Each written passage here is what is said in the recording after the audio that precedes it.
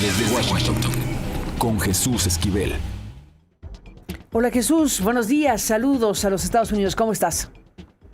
Carmen, muy bien, buenos días. Pues hay mucha preocupación en la capital de los Estados Unidos por el futuro de este acuerdo que supuestamente están negociando Estados Unidos e Irán en este plazo de 60 días que establecieron. Y es que, Carmen, lo que anunció el vicepresidente J.D. Vance en Suiza, al parecer en el gobierno de Irán no lo aceptaron o no es cierto.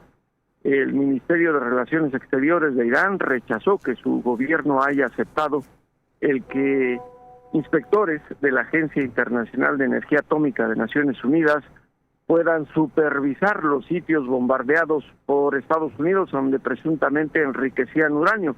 Y esto sin duda enfureció al presidente de los Estados Unidos, quien a través de su cuenta personal en Truth Social amenazó con suspender definitivamente las negociaciones con Irán. Hay preocupación en Washington porque apenas estaba respirando la economía de los Estados Unidos con el flujo de los cargueros petroleros por el estrecho de Hormuz, que inmediatamente generó una reducción en el costo de los combustibles en los Estados Unidos. Es una situación pues complicada, Carmen, porque presuntamente Pence había dicho con bombo y platillo que Irán había aceptado la inspección sobre sus programas nucleares por siempre, situación que ahora parece pues muy frágil, Carmen, y que no se sabe si creerle a Washington o creerle a Teherán. Por lo pronto, en Naciones Unidas, la agencia ha señalado que se mantiene a la espera de una decisión, porque cuando fueron suspendidas las inspecciones que se habían establecido bajo un acuerdo con el entonces gobierno de Barack Obama, pues eran estos inspectores los que estaban dando garantías de que Irán no desarrollara armas nucleares a través del enriquecimiento de uranio en ciertas categorías.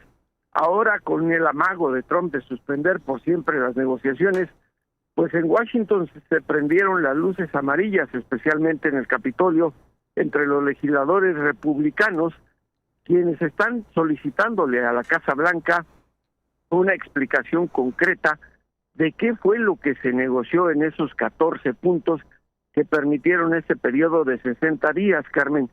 Y es que también hay un desacuerdo entre Teherán y Washington. Recordarás el dinero que le congeló Estados Unidos a Irán, unos 24 mil millones de dólares. Según el Ministerio de Relaciones Exteriores iraní, su país, después de llegar a este acuerdo, tiene las garantías de utilizar en lo que quiera, para lo que quiera y cuando quiera, estos fondos que ya fueron congelados. Sin embargo, el gobierno de Trump sostiene que eso no es cierto y que están condicionados a las inspecciones de los inspectores de la Agencia de Energía Atómica de Naciones Unidas, Carmen. Ni más ni menos, pues, qué panorama este. Sí, Aquí, muy complicado. Muy complicado. Sí, sobre todo porque se pone en cuestionamiento todo, a quién creerle, ¿no? En pocas palabras. Sí, y más aún cuando el presidente Trump pues está amagando con suspender definitivamente las negociaciones que, según sabemos, se siguen llevando a cabo. Además, también hay otro problema, el de Israel y el Líbano, ya que el gobierno de Benjamín Netanyahu, el primer ministro israelita, dice que su conflicto con Líbano nada tiene que ver con ese acuerdo alcanzado entre Irán y los Estados Unidos, acuerdo que, repito, ahora con lo que ocurrió en las últimas horas, pudiera ser que se encuentra demasiado débil, Carmen. Demasiado débil, pues sí. Sí. Y bueno, a ver. No sabemos qué es lo que vaya a ocurrir. No sabemos, no tenemos idea, pero está tenso como pocas veces. Sí, y además decía que justamente ocurre cuando ayer Donald Trump en Pensilvania presumía que este acuerdo, que además garantizaba que Irán nunca tuviera armas nucleares, ya estaba resolviendo la situación económica en los Estados Unidos. Algo que tras esto, Carmen, aun cuando ha bajado el costo del petróleo y de los combustibles en Estados Unidos, pues genera especulación, sobre todo en el mercado internacional de petróleo. Lo importante hasta ahora para la comunidad internacional, que depende del crudo que sale por el estrecho de Hormuz, es que sigue circulando el flujo naviero, y eso por lo menos es una garantía de que en las próximas horas el petróleo seguirá saliendo de esa región. Pero bueno, por lo pronto Trump amagó con suspender por siempre las negociaciones si es que Irán no acepta la llegada de los inspectores de Naciones Unidas, pero vamos a ver qué ocurre, porque aquí hay pues un teléfono descompuesto, Carmen. ¿Quién está diciendo la verdad sobre lo que se acordó en esos 14 puntos? Porque en el Congreso le dicen los republicanos y demócratas que solo dieron a conocer generalidades del compromiso, y los detalles, Carmen, nadie los conoce. Nadie los conoce. Pues así está el panorama. Ahora estamos viendo al Congreso en Estados Unidos, hace ratito que hablábamos precisamente de esta deliberación y esta aprobación. También es un factor político muy importante lo que se está mandando desde el Congreso mismo. Así es, Carmen, con esto pues le dicen... O sea, pararle, ¿no? Están planteando a Trump, sí, párale hasta que te autoricemos. Sí, sí, es lo que le están dando como, digamos, advertencia de que él no puede, bajo el acta de guerra de los Estados Unidos, actuar sin la autorización del Capitolio para reanudar los ataques contra Irán. Pero bueno, ahí es donde entra a debate el tema constitucional sobre si como comandante en jefe Donald Trump lo puede hacer. Aunque es un mensaje, Carmen, pues la verdad en Washington nadie confía que si se reanudan los ataques, ojalá y no, Trump vaya a consultar al Congreso. Pues él ya le respondió, ¿no? Que solo entorpecen el asunto, en pocas palabras, ¿no?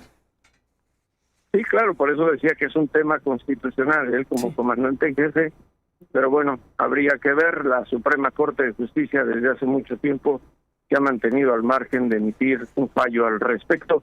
Es un tema que siempre va a estar vigente, y en este caso, pues dependerá mucho de lo que acuerden en esas negociaciones de 60 días. Ni más ni menos, pues de todo esto seguiremos hablando, Jesús Esquivel, porque bueno, pues al final de cuentas sí estamos en vilo, en pocas palabras, con este tema. Por un lado, Estados Unidos e Irán en esta tensión que se agudiza, y por otro lado, pues de su propia lógica, o en su propia lógica, Israel y Líbano y los otros factores que están pues simultáneamente ocurriendo.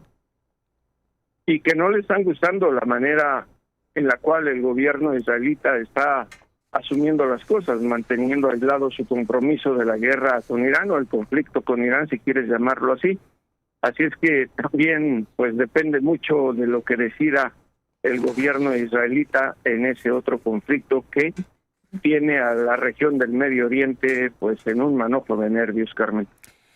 Y al mundo entero, porque ese lugar del mundo pues impacta de mil maneras al resto de la humanidad. Estamos viendo, sí, este momento, más allá de lo que hemos observado hasta este momento del Congreso y los Estados Unidos, ¿piensas que podemos estar, sí o no, frente a un posible punto de quiebre? Porque al final le están diciendo a Donald Trump, las dos cámaras le están diciendo pues que tiene que frenar las hostilidades contra Irán hasta en tanto no tuviera el permiso, la autorización del Congreso.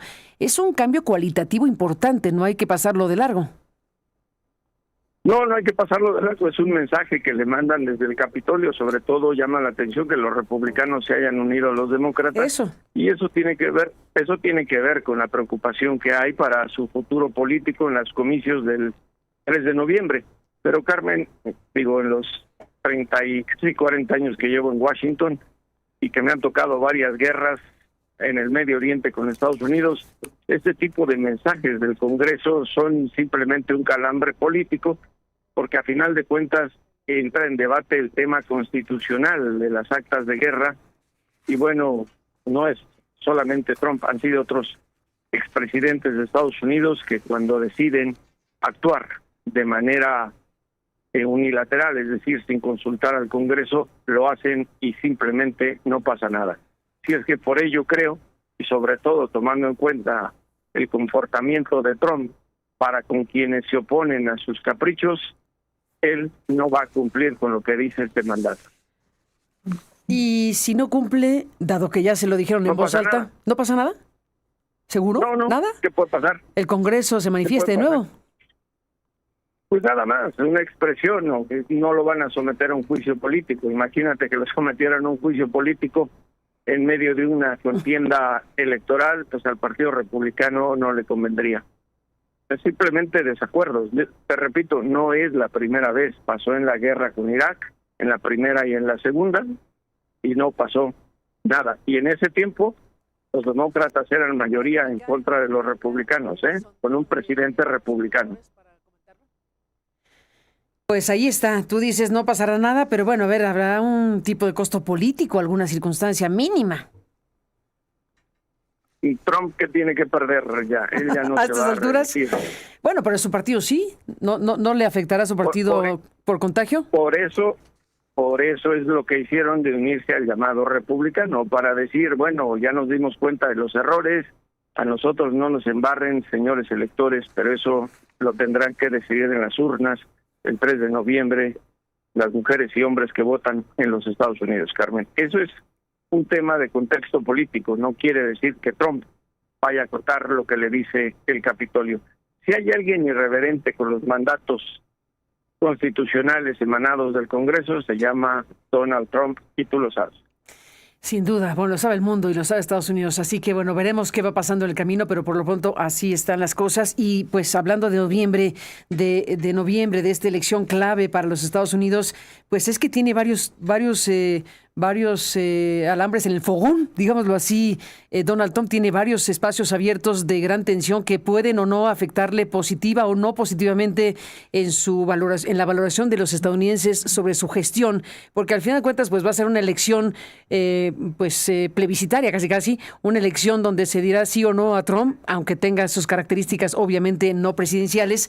Pero aquí tenemos, por supuesto, Irán, el Medio Oriente, desde luego, por supuesto Venezuela, vamos a ver qué pasa con Cuba, vamos a ver qué pasa con otros lugares del mundo, Ucrania en otra circunstancia, en donde vamos a ver qué más está haciendo Estados Unidos ahí, y desde luego México. Cada vez vemos que en México, o que México se convierte en un tema principal en las declaraciones de Donald Trump y de sus funcionarios. Ya lo comentamos aquí contigo hace pocos días, que no fue cualquier cosa que en el cierre de la reunión, ni más ni menos que del grupo de los 7 de los países más poderosos del mundo, pues Donald Trump enfiló sobre México, enfiló sobre el crimen organizado, y luego de allá para acá, ¿qué me dices de J.D. Vance? Que dice con todas sus letras a Televisa que sí estarían dispuestos a una acción militar, que no quisieran, pero que se reservan el derecho. Es tremendo todo esto, Jesús, y es parte de lo que Donald Trump está teniendo pues rumbo al noviembre de 2026. Pues mira, respecto a lo último que mencionas de Televisa, yo no vi la entrevista, habría que ver el contexto en que fue cuestionado Vance al respecto. Sabemos muy bien que la cadena de televisión mexicana se alineó como otros medios estadounidenses con el mandatario Donald Trump. Habría que ver el contexto. Electoralmente, Carmen, y déjame decirte pues que ya son 10 elecciones presidenciales, imagínate, son más de 20 de medio periodo las que he cubierto en este país. La política exterior, a menos que sea el tema de Israel y el Medio Oriente, no juega mucho en la decisión de los electores, menos el caso de México, excepto con el tema migratorio, pero eso lo ven como política nacional. Yo no creo que vaya a influir mucho lo que decida Trump o lo que ya hizo con Venezuela, lo que vaya a hacer con el caso de Cuba, con el tema de los cubanos estadounidenses en la Florida, porque ya sabemos que la Florida, haga o no haga nada, es una entidad netamente republicana. Lo que sí te puedo decir que los estadounidenses están muy pendientes, y por eso me imagino que en la Casa Blanca ya han valorado la situación de las consecuencias, que los costos de la guerra, que todavía no se sabe cuánto le ha costado a Estados Unidos en millones de dólares provenientes del erario, y las consecuencias en el costo de la gasolina y de todo lo que los bienes y servicios y productos de la canasta básica le van a costar electoralmente al Partido Republicano. Creo que la Casa Blanca ya hizo una valoración al respecto y están conscientes de la posibilidad de que los demócratas se apoderen de la mayoría representativa y del control político del Congreso, y sabiendo que Trump no se va a reelegir, pues han catalogado absolutamente cuál será el peso político que le resten a sus 2 años. No podrá hacer lo que se le venga en gana. Por eso te decía, regresando un poco al tema de Irán, en estos momentos, si Trump decide reanudar los bombardeos, no le va a pedir permiso al Congreso, además de que son mayoría los republicanos, aunque se hayan unido en este voto que es simbólico, que tiene ese contexto electoral. Pero yo sí descarto que el tema de México específicamente vaya a influir en la manera en que deciden los votantes en este país, excepto el tema migratorio, que está ligado a nuestro país y a otras naciones de América Latina, Carmen. Pero si les preguntas a los electores, ¿va a votar por los republicanos por lo que hicieron en Venezuela? Te puedo garantizar que tal vez 1 de 10 va a decir que sí. ¿Ya existe una encuesta? Pero es así siempre, Carmen. La política exterior en Estados Unidos, con la excepción de Israel y el Medio Oriente, tiene eso. Ahora, nosotros lo vemos en el caso de México porque somos medios de comunicación mexicana. Pero pregúntame si en este país le han dado difusión a las declaraciones reiterativas de Trump con lo que dijo respecto a la presidenta y a los cárteles en el marco del G7. Nada, cero. Cero, no importa. No importa allá. Pues, no importa acá, obviamente. Sí, por eso es lo que te digo. Pues estamos en México, obviamente importa saber que el presidente Trump dice que México está dominado por los cárteles y que la presidenta mexicana está asustada. Ese es un tema principal para nosotros, obvio. Sí. Editorialmente, pues ya los medios estadounidenses estarán en otras cosas, ya por lo que estás aquí comentando. Pero bueno, al final de cuentas, más allá de lo que cubran o no cubran los medios, de cómo se hagan tales o cuales entrevistas o declaraciones, aquí al final de cuentas sí tenemos la pregunta abierta desde hace ya bastante tiempo sobre qué tipo de acciones podría tomar Donald Trump en relación a México en función precisamente del tema del crimen organizado, de lo que él llama terrorismo y de las acusaciones ya en contra de figuras de la política mexicana, empezando por los 10 que ha pedido que se vayan, 2 de los cuales ya se adelantaron. Sí, pero me hacía la pregunta en términos de las elecciones del 3 de noviembre, ahí es donde te digo que no tiene eco electoral lo que pasa en México. Ahora en la política binacional, pues obviamente sí, hay que estar muy pendientes de lo que pues puede hacer Estados Unidos en la cooperación. Te decía, una cosa son las declaraciones del presidente de Estados Unidos y otra cosa son la realidad que se están llevando a cabo en la cooperación bilateral, porque si tomamos en cuenta lo que han dicho los integrantes de su gabinete al respecto, son más mesurados en términos de la cooperación. Ahora bien, sí catalogó a los cárteles como grupos del terrorismo internacional, eso es cierto. Clasificó al fentanilo como un arma de destrucción masiva, pero en el tema del terrorismo, la ley en Estados Unidos es muy clara. Y por eso creo que hay mesura entre los integrantes de su gabinete, porque no investigan o no van a hacer nada respecto a los estadounidenses que directa o indirectamente están ligados a estos grupos terroristas, al narcotráfico de México, por varias razones, porque no se van a dar un balazo en el tiro, en el pie, perdón, y están implicados en el tema de lavado de dinero, tráfico de armas, venta y distribución de drogas, y eso lo vemos todos los días en las cortes en Estados Unidos. Lo que te decía hace mucho tiempo, en México, aun cuando nos interesa tanto, cuando hay declaraciones de estas y armamos un escándalo con una declaración, no nos fijamos en las cortes de Estados Unidos. Si tuviéramos la capacidad y el dinero para poder cubrir como tiene que ser el sistema judicial de Estados Unidos, llenaríamos todos los noticieros día a día dando o leyendo el nombre de estadounidenses que son procesados por narcotráfico, asesinato relacionado al narcotráfico, tráfico de armas y lavado de dinero. Y son, bajo la ley antiterrorista de Estados Unidos, cómplices del terrorismo internacional porque tienen lazos o nexos con los cárteles mexicanos. Así de simple. Así de simple, y bueno, pues así no tan de simple, escribiste un libro que se llama Los narcos gringos, ¿cierto? Digo, aprovechando el viaje, saludos es de Random, ¿no? De Grijalvo. Sí, bueno, es que primero escribí los narcos gringos y el último, que es la actualización de ese, es de los cárteles gringos. Exacto. Entonces, De los cárteles gringos. Sí, hace poco, Carmen, no hace mucho, justamente para un documental que están elaborando medios estadounidenses, me entrevistaron hablando de ese libro y pues uno de los productores me decía, es que nadie, por lo menos en mi grupo, nos habíamos dado cuenta de lo que mencionas aquí, de los encauzamientos que hay todos los días en Estados Unidos en cortes federales y estatales. uh-huh. Y me dijo, pusimos a 3 investigadores a recolectar en una semana los encauzamientos y son más de 7,000. No los vamos a poder mencionar. Calcúlale, Carmen. Calcúlale. No, pues sí, entre los narcos y los cárteles gringos estamos también con ese filón importantísimo que se requiere en un análisis amplio de lo que significa México y Estados Unidos y el crimen organizado. Así que bueno, veremos qué pasa entre todos los temas que hemos abordado esta mañana. Te aprecio como siempre mucho, Jesús, tu presencia. ¿Quién va a ganar hoy? Carmen, ¿Quién va a ganar hoy, por cierto? ¿Quién va a ganar? Sí. Espero que gane México. Eso. ¿Y cuánto le pones? Oye, ¿y cuánto le pones a México? La otra vez 2-1. dije 2-1 y ganó 1-0. No, yo creo que hoy gana 2-0. 2-0. 2-0, está bonito. Está bonito el marcador, me gusta. Pues ya veremos tú cuánto le estás poniendo. Yo le estoy poniendo 2-1, fíjate, para México, obvio. México, rara. ¿Con el odias o sin el odias? Sin el ahí le seca. Bueno, ahí le seca en una zona de la capital del país. Pero si quieres brindar con una rica cerveza, pues, ¿por qué no? Muy bien. Muy bien. Tiene que ser.